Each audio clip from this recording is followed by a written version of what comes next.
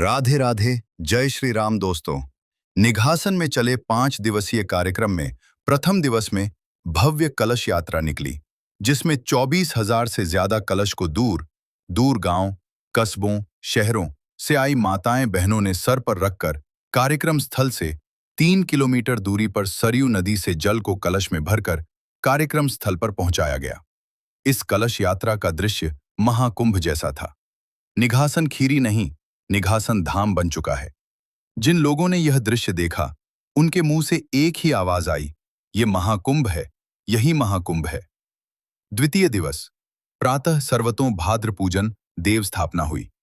यहां पूजन कार्य 3 घंटे चला। इन 3 घंटों के समयांतराल में देवी देवताओं की पूजा कर उन सभी देव शक्तियों का आवाहन किया गया। देव पूजन से बाद 2 पालियों में 251 कुंडीय गायत्री महायज्ञ हुआ।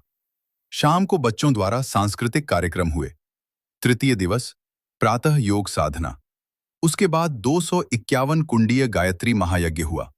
इस दिन 5 पालियां हुई। इस दिन लगभग 10,000 लोगों ने हवन कर आहुतियां डाली।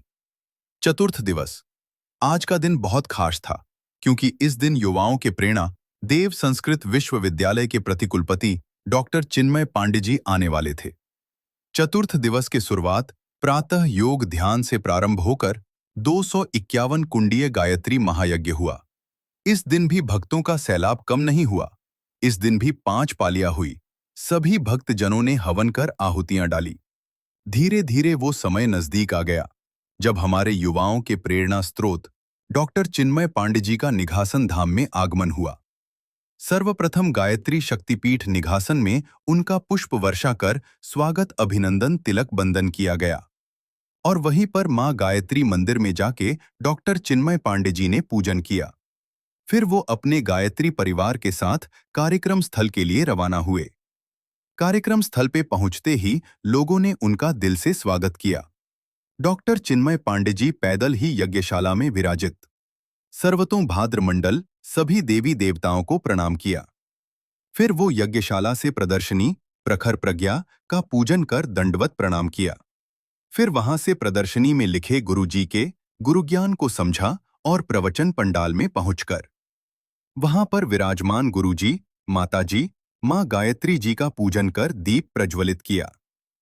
वहां उपस्थित अतिथियों और लोगों को अपने सुंदर वचनों से सभी को संबोधित किया और वरिष्ठ नागरिकों से मुलाकात की और निघासन के वरिष्ठ नागरिकों ने सप्रेम भेंट किया। दिन ढालते ही जिस पल का इंतजार था वो घड़ी आ गई थी। महादीप यज्ञ। इस महादीप यज्ञ में 1.25 लाख से भी ज्यादा दीप प्रज्वलित किए गए थे।